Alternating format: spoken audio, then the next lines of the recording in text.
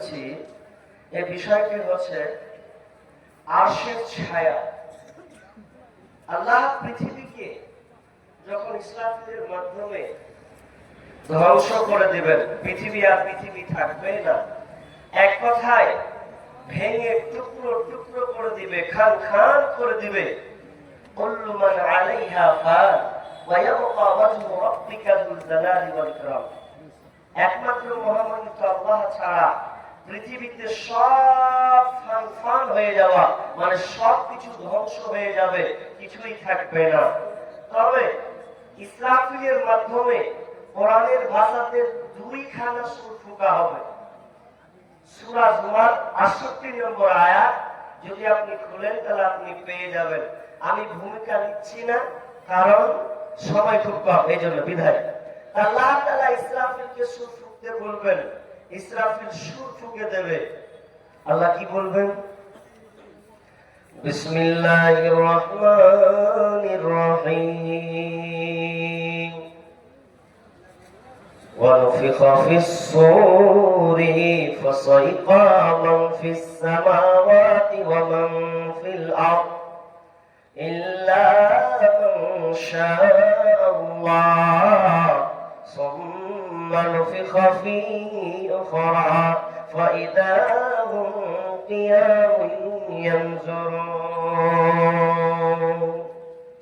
رب العالمين যখন ইসরাফিলকে সূর ফুঁকতে দেওয়া হবে, যখন ইসরাফিল আলাইহিস সালাম প্রথমে সূর ফুঁকে দেবেন, আল্লাহ সুবহানাহু ওয়া তাআলা ইসরাফিলের মাধ্যমে এই আসমান জমিনে যা আছে সব কিছু বেহুশ হয়ে যাবে, কিছুই থাকবে না, পৃথিবীটা সম্পূর্ণ থরফর হয়ে যাবে। বিশ্বনবী বলেন, ইউসারুন নাসু ইয়াউমাল কিয়ামাতি আলা আরদিন বাইদা আফরা কাকুরসাতিন নাকি লাইসা ফিহা আলামুন লিআহাদ। বিশ্বনবী বলেন, কিয়ামতের দিন এই জমিনটাকে আল্লাহ কেমন করে দিবেন। বিশ্বনবী বলছেন, ইহসারুন নাসু ইয়াউমাল কিয়ামাতি আলা আরদিন বাইদা আফরা। আল্লাহ তাআলা কিয়ামতের দিন জমিনটাকে সমতল লাল সাদা মিশ্রিত সমতল ভূমিতে পরিণত করে দেবেন।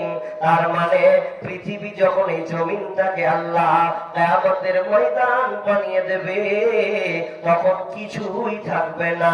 কাকুরসাতিন নাকি, তার মানে কাকুরসাতিন নাকি একেবারে সাদা আটা রুটির মতন বানিয়ে দেওয়া হবে। কোনো কিছু যেন থাকবে না, গাছপালা থাকবে না, পর্বত থাকবে না, নদী খাল বিল কিছুই থাকবে না। এগুলোকে আল্লাহ পুরো সমতল ময়দান বানিয়ে দেবে। যেমন আপনি ধান মারতে গিয়ে খোলান তৈরি করেন, খোলান করতে গেলে পুরো সমতল একটা ভূমি আপনাকে চয়ন করতে হয়। তো আল্লাহ তাআলা জমিনটাকে পুরো সমতল সমান করে দেবেন। তো কার মাধ্যমে করবেন? তো ইসরাফিল আলাইহিস সালাম সূর ফুঁকে দেবে। ওয়ানুফিকা ফিস সূরি ফাসাইকা মান ফিস সামাওয়াতি ওয়া মান ফিল আরদ। আসমান এবং জমিনে যা কিছু আছে সমস্ত কিছু বেহুশ হয়ে যাবে, ইল্লা মান শাআল্লাহ, কিন্তু আল্লাহ যাকে চাইবেন সে ছাড়া। ওয়া সুম্মা নুফিখা ফীহি উখরা ফাইদা হুম কিয়ামুন ইয়ানজুরুন। আবার দ্বিতীয় যখন সূর ফুঁকা হবে, তখন সবাই কিয়ামতের ময়দানে হাজিরি দেবে, কেউ একটাও থাকবে না, সবাই ওখানে জমায়েত হবে। আল্লাহ সুবহানাহু ওয়া তাআলা চ্যালেঞ্জ করেছেন, ওয়া মা হুম আনহা বিগায়িবিন, একটা কেউ গায়েব থাকবে না, অনুপস্থিত থাকবে না ওই বিচারের ময়দানে, কিয়ামতের ময়দানে। ওয়াইদাল কুবুর বুসিরাত, কবর থেকে মানুষ সকলে উঠতে থাকবে, কেউ বাকি থাকবে না। আপনি আপনার এলাকায় প্রোগ্রাম করেছেন, জলসা দিয়েছেন, এলান করেছেন, ইস্তার হ্যান্ডবিল ছাপিয়েছেন, বিভিন্ন ভাবে প্রচার প্রসার করেছেন, পাবলিসিটি করেছেন, এরপরে আপনি 100 কে 100 হাজির করতে পেরেছি? হয় নাই। কেউ বাজারে ঘুরছে, কেউ বেগ নিয়ে ছেলের দিকে তাকিয়ে আছে কখন ফায়দা নিব, আবার কেউ বাড়িতে চাদর চাকা দিয়ে ঘুমিয়ে আছে। এক একজন এক এক জায়গাতে আছে, 100 তে 100 জন হাজিরা হয়নি, কিন্তু আল্লাহ বলছেন আমি সবাইকে 100 তে 100, 100 সবকে আমি উপস্থিত করব, একটাও কেউ না বলবো না, এটা থাকবে না। আমি কিছু কথা বলছি আপনাকে। জি, এবার যখন মানুষ শেষ, পৃথিবী শেষ, এখন দ্বিতীয় ফুৎকারে যখন মানুষ উঠবে, তো কেমন ভাবে উঠবে, কিভাবে উঠবে? বিশ্বনবী বলেছেন عن عائشة رضي الله تعالى عنها قالت قلت سمعت رسول الله صلى الله عليه وسلم বিশ্বনবী আয়েশা বলছেন আমি বিশ্বনবীর কাছ থেকে শুনেছি ইউসারুন নাসু ইয়াওমাল কিয়ামাতি ইউসারুন নাসু ইয়াওমাল কিয়ামাতি উফাতান উরাতান গুরলা। মানুষ যখন উঠবে তার শরীরে তিনটা দিকটা প্রকাশ পাবে। একটা কি উফাতান উরাতান গুরলা, সে খালি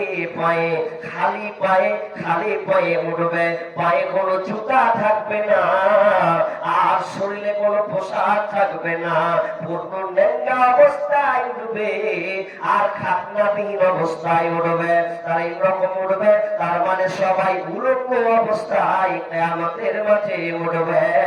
মায়েশা এত বিচক্ষণ একজন মহিলা, সঙ্গে সঙ্গে বিশ্বনবীকে বলছেন ইয়া রাসূলুল্লাহ আর-রিজালু ওয়ান-নিসাউ জামিয়া তাহলে নারী পুরুষ যে একসঙ্গে থাকবে, সবাই যে উলঙ্গ থাকবে, তাহলে এক অপরকে তো সবাই তাকাবে, ওর দিকে তাকাবে, ওর দিকে তাকাবে, তাহলে তো লজ্জার ব্যাপার, শরমের ব্যাপার। বিশ্বনবী বললেন আয়েশা রে, ফাকালা ইয়া আয়েশাতুল আমরু আসাদু মিন আইয়ানকুরা বা'দুহুম ইলা বা'দ। আয়েশা শুনলাম সেদিন কেমন একটা বিভীষিকাময় পরিস্থিতি দাঁড়িয়ে যাবে, কেউ কারো দিকে তাকাবে না, এমন একটা ভয়ানক পরিস্থিতি হবে, কারো দিকে দেখাবার কোনো চান্স থাকবে না, সুযোগ থাকবে না। শুধু কেবলমাত্র সেই দিনটা সবাই ত্রাহি করবে, নাফসি করবে, নিজেকে বাঁচার জন্য, নিজেকে সংশোধন করার জন্য, কোথায় নিরাপত্তা পাওয়া যাবে এ নিয়ে সবাই টেনশনে থাকবে, সব টেনশন। আপনাকে হাদিসের একটা উদাহরণ দিতে হলে আপনি চট করে বুঝে নেবেন উদাহরণটা কি। উদাহরণ? হ্যাঁ জি, সবাই উলঙ্গ থাকবে আর এর ফুটে থাকাবেন, এটা কেমন কথা? কদিন আগে একটা ভূমিকম্প হলো না, সোশ্যাল মিডিয়াতে দেখেছেন তো? বাংলাদেশ, ঢাকা সবচেয়ে বেশি 5.7 স্কেল এতটা ভূমিকম্প হয়েছে যে আমি একটা ভিডিও ফুটেজ দেখলাম। তো বাপ ছেলেকে নিয়ে আছে, ছেলে পাশে দাঁড়িয়ে আছে, কিছু মাল কিনছে দোকানে, আর ভূমিকম্প যেমন শুরু হয়েছে, কি করেছে, ও মালটাও ধুয়ে কোনো পোশাক নিচ্ছিল, আর পোশাক নিয়ে এমন ভাবে দৌড় মেরেছে ও ছেলেটাকে পর্যন্ত ভুলে গেছে। কোলের বাচ্চা, 5-7 বছরের বাচ্চা হবে, বাপ ছেলেটাকে ধুয়ে বাইরে পালাতে লেগেছে। পরে যখন ছেলেটাকে খুলে দিচ্ছে, আমার ছেলে কোথায় গেল, মানে পরিস্থিতিটাই এমন হয়ে যাবে যে এটা তো দুনিয়ার আপনাকে এক্সাম্পল দিলাম। সেদিন কেউ কারো দিকে তাকাবার সাহস থাকবে না, ওই কমন সেন্স তার কারো কাজ করবে না। যেমন মনে করলেন আপনি নতুন বিবাহ করেছেন, বিবাহ করার পর আপনি স্বামী স্ত্রী আবার আলাপ আলোচনা করেছেন, করতে বিবি আপনি সুন্দরী পেয়েছেন, বিবি এখন বলছে বিবি আমার, বিবি বলছেন স্বামী আমার মনে খুব ইচ্ছা তামান্না আছে, আমি বিয়ে করলে আমার স্বামীর সঙ্গে আমি বাইরে বেড়াতে যাব। কোথায় যাবে? তো মুর্শিদাবাদ হাজার দুয়ারি দেখতে যাব, এটা আমার দেখার খুব ইচ্ছা আছে। তাহলে আপনি বিবিকে এতটা ভালোবাসেন, মা আপনার পূরণ করিয়া না করে, কিন্তু বিবির আপনার পূরণ আমরা সবাই করে, কারণ বিবি হয়েছে আপনার সঙ্গে। বিবির যদি মন খারাপ হয় তা আপনারও মন খারাপ। আমার বিবি কেমন হয়ে আছে না, মন খারাপ করে না? গজালের ছন্দে বলি তাহলে ভালো হবে। মিষ্টি বউ আমার কেন দেখি মন খারাপ তোমার, মিষ্টি বউ আমার কেন দেখি মন খারাপ তোমার, আমি বাড়ি প্রবেশ কালে কেন তোমার মুখটি ভার, মিষ্টি বউ আমার কেন দেখি মন খারাপ তোমার, আজ বাড়িতে কি হয়েছে মা নাকি কিছু বলেছে, আজ বাড়িতে কি হয়েছে মা নাকি কিছু বলেছে, জলদি করে বলো আমায় সগে না যে দেরি আর, কেন দেখি মন খারাপ তোমার, মিষ্টি বউ আমার কেন দেখি মন খারাপ তোমার, আমি তোমায় করতে খুশি দিতে পারি গলায় রশি, আমি তোমায় করতে খুশি দিতে পারি গলায় রশি, আস্থা না থাকিলে তুমি ভরসা না থাকিলে তোমার, ট্রাই করে দেখো একবার, কেন দেখি মন খারাপ তোমার, মিষ্টি বউ আমার কেন দেখি মন খারাপ তোমার। তাহলে এইভাবে করতে করতে বিবিকে আপনি এতটা ভালোবাসেন, মহাব্বতের প্রতীক আপনার ভালোবাসার সঙ্গে। এখন বিবি আপনাকে আবদার করেছে স্বামী আমার আমি আপনার সঙ্গে যাব ঘুরতে, কোথায়? তো যাব হাজার দুয়ারে। স্বামী পয়সাওয়ালা মানুষ, ঠিক আছে বিবি আমি তোমাকে নিয়ে যাব। গাড়ি একখানটা রেডি হলো, বাড়ির গাড়িকে বের করে দেওয়া হলো, ড্রাইভার সহ দুইজনে যেন পেরিয়ে গেছে। এমন সময় হাই রোডে উঠে গেল, হাই রোডে উঠে চলে গেল আপনার কিনা মালদা পর্যন্ত গেল। মালদা পর্যন্ত যেতে যেতে যেতে আর মুর্শিদাবাদ যেন সে ঢুকবে, ফারাক্কা ঢুকে গেল। ঢোকার পর এবার দুইজনে কিন্তু স্বামী স্ত্রী কিন্তু আলাপ আলোচনা চলছে। বিবি মধুর ভালোবাসা সম্পর্কে গহিমার ভেতরে গহিনে চলে গেছে। স্বামীও যেন মন দিয়ে শুনছে, এত দুজনে মাতোয়ারা হয়ে গেছে, প্রেম সাগরে দুজনে যেন ডুবে গেছে। কারণ স্বামী স্ত্রী ছাড়া তার গাড়িতে কেউ নাই, দুজনে আলাপ আলোচনা চলছে। বিবিও কাপড়টাকে সুন্দর করে গুছিয়ে জামা পড়েছে, দেখার মতন যেন চেহারা। এমন সময় বিবি যেন পোশাকটাকে আরো যেন খোলামেলা করছে, কারণ স্বামীর সামনে পোশাক খোলামেলা করলে কোনো গুণা নাই, বরঞ্চ আরো নিকি আছে। এই জন্য যেন নিজেকে এলোমেলো করে দিয়েছে। এমন সময় ড্রাইভার পেছন দিকে একটু ঘুরিয়ে বলছে, তোমাদের ভ্যাদানি কমাও, অনেকক্ষণ ধরে তোমরা প্রেম সাগরে ডুবে গেছো, নতুন বিবাহ করেছে তাই। তবে শুনে নাও, এক কাঠিহাট থেকে গাড়ি ছেড়েছি, কিন্তু গাড়ি 120-তে চলছে, ব্রেক কিন্তু ধরে না। যদি এই কথা বলে তাই বলেন, তোমরা দুজনের গল্প করবে, ব্রেক ধরে না, বিবছে পারতাম রাজি, যা হয়েছে হোক গা। মধুর গল্প তো দুজনের মধ্যে চলছে। স্বামী বললামের তোর কিছু কইতে দিয়া তোর চেহারা আপনার দেখবো না, তুই যেমন ভাবে সাজামা দেখে লাভ নাই। ড্রাইভার বলে দিয়েছে ব্রেক ফেল, তার মানে সামনে কোথাও ডাম্পারে যেয়ে ঢুকাবে, খালে পড়বো না হয় বিলে পড়বো। স্বামীর কথা বলিবে না, মধুর কথা কোনো বাজবে না। কেন এখন গাড়িতে ব্রেক নাই। ঠিক তেমনি কিয়ামতের ময়দানে উলঙ্গ যতই থাক না কেন, সেদিন মানুষ আমলের খালি মানুষ ভাববে আমার আমলটা ডান হাতে যায় না বাম হাতে যায়, আমার জায়গা কোথায় হবে, কোথায় পালাবো? আল্লাহ বলছেন কাল্লা লা ওয়ালা, কোথাও পালাবার রাস্তা পাবি না। এমন বিভীষিকাময় পরিস্থিতি হবে। তাহলে বলো, ওই জন্য বিশ্বনবী বলছেন আয়েশা রে, সেদিন বিভীষিকাময় পরিস্থিতি এমনটা হয়ে যাবে, কেউ কারো দিকে তাকার মতন কোন দুঃসাহস রাখবে না। সব উলঙ্গ হয়ে গেছে, পরিস্থিতিটা বুঝেন কত কঠিন আছে। এবার সব উলঙ্গ অবস্থায় উঠবে, পায়ের তলায় জুতা নাই, খাটনাবিহীন মাসুম বাচ্চা যেমন বের হয়, প্রসব যখন হয় একেবারে সেই রকমই আপনাকে ওই রকম আল্লাহ তাআলা করে উঠিয়ে দেবেন। উঠার পর এবার কি হবে? এবার সূর্য সূর্যটাকে মাথার উপরে নিয়ে আসবে, সূর্যটা মাথার উপরে আসবে। ইয়ারাকুন নাসু ইয়াউমাল কিয়ামা, মানুষ সূর্যের তাপে ঘামতে থাকবে।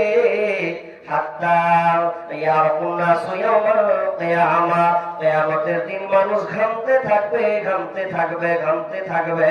কতটা ঘামবে? এতটা ঘামবে যে 70 হাত পর্যন্ত গচিয়ে যাবে। আপনার ঘাম 70 হাত পর্যন্ত যেন ছিটিয়ে যাবে। ওয়াইলজুম হাত্তা ইয়াবলুগা আযানাহুম, এবং তোমার কান বরাবর ঘামটা হয়ে যাবে।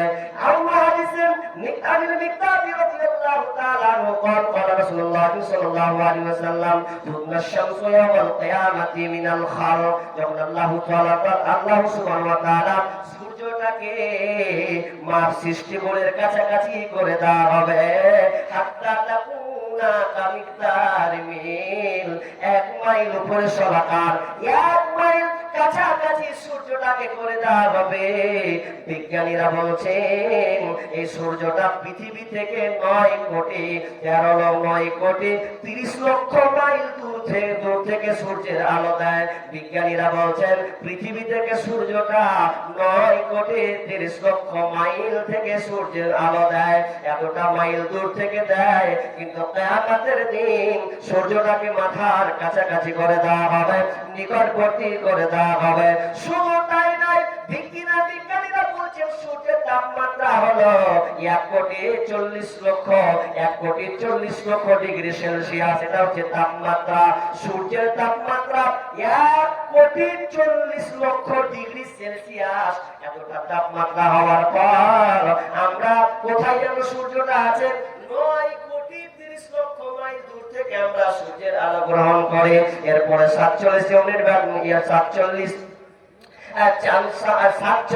48 এত পরিমাণ যদি তাপমাত্রা আসা হয় তবু আমাদের যেন সহ্য হয় না। গরম হলে এসি লাগিয়ে আরাম করার জন্য এসি কে লাগায় টাকা দিয়ে, ফ্যান লাগায়, শুধু লাইন পাঠিয়ে গেলে ফ্যান নয় ইনভার্টার ব্যবহার পর্যন্ত করে, যাতে গরমে থাকা যায় না। যার বাড়িতে কোনো কারেন্ট নাই, কারেন্ট না থাকলে সে গাছের ছায়, গাছের তলায় গিয়ে পাখাটা দিয়ে একটু সান্ত্বনা নেয়। গরমে সহ্য করা যায় না। আপনার পরনে একটা গামছা আছে, ঘাম আপনার প্রচুর ঝরছে, আপনি টিকতে পারেন না, থাকতে পারেন না। এই জন্য আপনি কি করছেন? গামছা দিয়ে যেন বারবার মুছছেন। কিন্তু বিশ্বনবী বলছেন না না, যখন মাথার উপরে সূর্য আসবে মাথা টকবক করে ভাতের হাঁড়ির যেন উতলায়, যেমন উতলাতে থাকে ওই রকম মগজটা টকবক করে যেন ফুটতে থাকবে। মগজগুলো যেন গলে পড়বে, মানুষ এতটা ঘামতে থাকবে। বিশ্বনবী বলছেন আমল অনুযায়ী মানুষ যেন ঘামতে থাকবে, আমল অনুযায়ী মানুষ ঘামতে থাকবে। শুধু তাই নয়, কেউ ঘামবে হাঁটু পর্যন্ত, কেউ ঘামবে টাকনু পর্যন্ত, কেউ ঘামবে কোমর পর্যন্ত, আবার কারো ঘাম লাগাম পর্যন্ত হয়ে যাবে, কান পর্যন্ত হয়ে যাবে। বাঁচার কোনো রাস্তা থাকবে না, কোনো স্থান নেই যে আপনি বাঁচবেন, কোনো বাঁচার রাস্তা নেই। তবে একটি স্থান আছে, যে স্থানটা কেবলমাত্র 7 শ্রেণীর লোক এই স্থানটা পাবে। 7 শ্রেণীর লোক বলবো? জি বলবো। এই 7 শ্রেণীর লোক ছাড়া আর কেউ আর শ্রেণীতে ছায়া পাবে না, এরাই কেবলমাত্র পাবে। কারা পাবে এটা আমি সংক্ষিপ্ত কিছু আলোচনা, যদিও পাবো না, 2 ঘন্টা আমার আলোচনা আছে। এই জন্য আপনাকে বলতে চাচ্ছি যে আরশের নিচে ছায়া ছাড়া আর দ্বিতীয়, এক কথায় আল্লাহর রহমতের ছায়া ছাড়া দ্বিতীয় আর কোনো ছায়া থাকবে না। সব যেন সব শেষ হয়ে যাবে। আরশের নিচে ছায়া পাবে। বিশ্বনবী বলেছেন সালাতুন ইউযিল্লুহুমুল্লাহু ফি যিল্লিহি ইয়াওমা লা যিল্লা ইল্লা যিল্লাহ। 7 শ্রেণীর মানুষ আরশের নিচে ছায়া পাবে, দ্বিতীয় আর কেউ ছায়া পাবে না। আরশের নিচে জায়গা যদি পেতে চাও, 7 শ্রেণীর মধ্যে তুমি গণ্য হও। জায়গা যদি পেতে চাও, 7 শ্রেণীর মধ্যে তুমি গণ্য হও। শাসক যদি হয়ে থাকো, নেই পরায়ণ হও, ইবাদতের মধ্য দিয়ে যৌবন কাটাও। আরশের নিচে জায়গা যদি পেতে চাও, 7 শ্রেণীর মধ্যে তুমি গণ্য হও। 7 শ্রেণীর মানুষ আরশের নিচে ছায়া পাবে। তার মধ্যে 1 নাম্বার 1 বিষ্ণু বলছেন আল ইমামুল আদিল। নেই পরায়ণ নেতা যে হবে, নেই শাসক যে হবে, যে ভালোভাবে শাসক কার্যকারিতা করবে, কাজের হিসাবে সঠিক সমাধান ফাইসালা যে করবে, আল্লাহ সুবহানাহু ওয়া তাআলা ওই ব্যক্তিকে প্রথম স্থানে রাখবেন। প্রথম স্থান, প্রথম নম্বর হলো আল ইমামুল আদিল। নেই পরায়ণ নেতা, যে নেতা সুবিচার ফাইসালা করবে। আল্লাহ সুবহানাহু ওয়া তাআলা বলছেন ইন্নাল্লাহা ইয়া'মুরুকুম আন তু'আদ্দুল আমানাতি ইলা আহলিহা ওয়া ইযা হাকামতুম বাইনান নাসি আন তাহকুমু বিল আদল, আল্লাহ সুবহানাহু ওয়া তাআলা বলছেন যখন তোমরা বিচার ফায়সালা করবে, ওয়া ইযা হাকামতুম বাইনান নাস, যখন তোমরা বিচার ফায়সালা করবে, তখন তোমরা ন্যায়পরায়ণতার সাথে বিচার ফায়সালা করবে। সামনে গরিব পেয়েছো, গরিবকে খবরদার তুমি ঠকিয়ে দিও না। পয়সাওয়ালাকে বাঁচিয়ে দিলে, অসহায় গরিবকে তুমি মেরে দিলে, তারপর বিচারটাকে সঠিক মতন করলে না। মেম্বার শুনে নাও, প্রধান তুমি শুনে নাও, গ্রামের সরকার তুমি মুখিয়া জেনে নাও। যদি তুমি বিচার ফায়সালা করো, তাহলে তোমাকে ন্যায়পরায়ণের সাথে বিচার ফায়সালা করতে হবে। দেখতে হবে না এটা গরিব কিংবা বড়লোক, কোনটা কোটিপতি পয়সাওয়ালা, এটা দেখে তোমার কোনো ফায়সালা করা যাবে না। যদি করে যাও তাহলে তোমার আরশের নিচে জায়গা হবে না। ন্যায়পরায়ণ নেতা খুব খাতারনাক জিনিস। এ ভালো, আবার ভালোর জায়গায় সবচাইতে ক্ষতিকর কালো আছে। আপনি পদ পেয়েছেন খুব ভালো, আরো ভালো, কিন্তু পদ যদি আপনি সঠিকভাবে ফায়সালা না করেন, কার্যকারিতা না করেন, তাহলে খুব খারাপ আছে। যেমন খারাপ, একটা উদাহরণ দিই আপনাকে। আচ্ছা ধরলেন, যদিও এখানে এলাকাতে আর হেলিকপ্টার নেই, উদাহরণ বলছি। আপনার এখানে একজনের বাড়িতে হেলিকপ্টার, তার মানে কি যার হেলিকপ্টার আছে ও পয়সাওয়ালা, আর পয়সার অভাব নাই, হেলিকপ্টার ছাড়াও চলে না। আচ্ছা বলুন, আর একটা ছেলে আছে খুব গরিব, ওর সাইকেল নিয়ে সন্তুষ্ট, ওর সাইকেল আছে, একজনের হেলিকপ্টার আছে। ভালো করে বুঝুন ধরনটা, হেলিকপ্টার। আচ্ছা বলুন তো, কথার উত্তর দেন, আপনারা আলোচনা শুনছেন আমার। যার হেলিকপ্টার আছে সে বেশি খাতরাতে আছে, না যার সাইকেল আছে ও বেশি খাতরাতে আছে? ভাষা বুঝেন আমার, বাংলা ভাষা বুঝেন, এদিকে লোক বুঝেন। তাহলে হেলিকপ্টার খাতরা আছে কেমন? কারণ হেলিকপ্টারের যে পাইলট আছে ও যখন চালায়, ওর রুলস নিয়ম নীতি মেনে চলতে হবে। জি না, চলতে হবে। কোন রকম যদি ও ফুটে যায়, লিক পড়ে যায়, তাহলে ওর মৌত ছাড়াবার কোনো উপায় আছে? ও ফুটে পড়বে। হেলিকপ্টার ভালো, আসমানে ভাসছি, খুব মজা, কিন্তু এর আঞ্জাম পরে যদি একটু মিস হয়ে যায়, পড়লে আর পাওয়া যাবে না, লাশ খাটাও পাওয়া যাবে না, ফুটে শেষ। আর সাইকেল ওয়ালা যদি চালাতে কোন জায়গায় ঠুকায় দেয় উল্টা, তাকে কোলে নেবে, কি হবে? ওকে একটু বাঁচানো, কিছু হবে না, হবে কি? ওর বাঁচার চান্স আছে।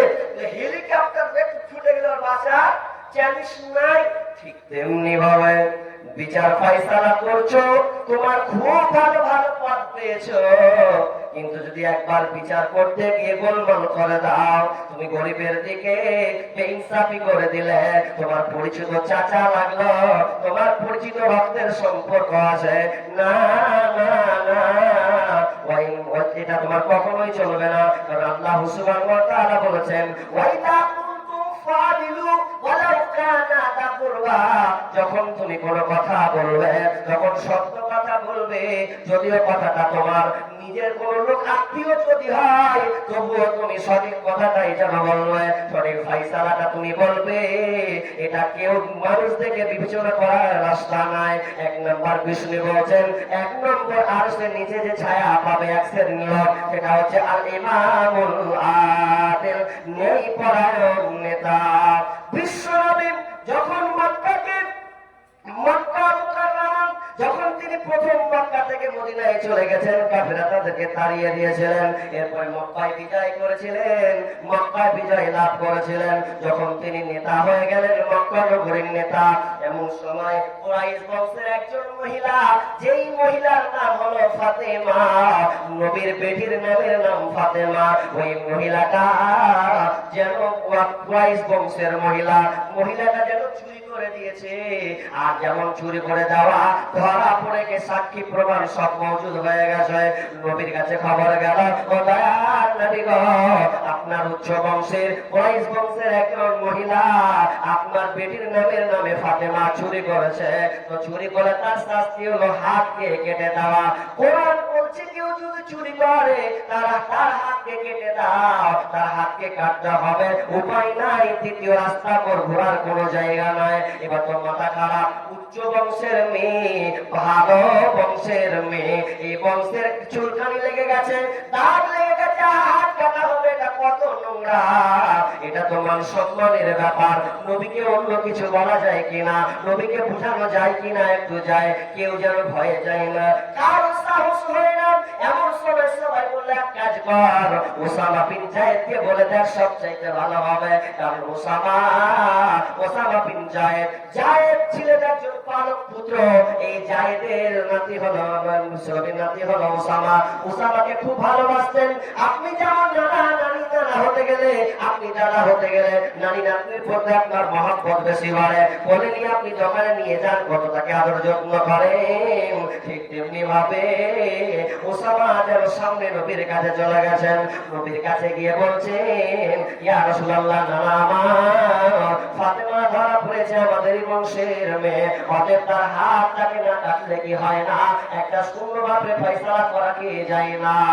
বিশ্বনবী যেন রাগান্বিত হয়ে গেছেন, এই ওসামা, তোর গলা কোন দিক থেকে সাহস পারে, চোখটাকে যেন লাল করে দিয়েছে। এমন সময় বলা হলো, জনগণের সম্মুখে এলান করে দেওয়া হলো, শুনে নাও, এটা বংশ দেখে কোনো বিচার ফয়সালা নয়, কোরআন অনুযায়ী ফয়সালা হবে।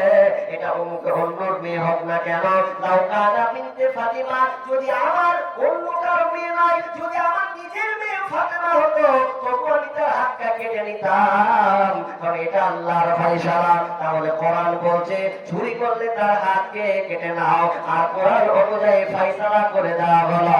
তার মানে বিচারক তুমি সব সময় ইনসাফের সঙ্গে বিচার কার্যকর করবে। কিন্তু আজকে বর্তমানে আমাদের নেতাগুলো এত বদমাশ হয়ে গেছে, শুধু মানুষের টাকা কিভাবে সদাত করা যায়, কিভাবে লুটপাট করা যায়,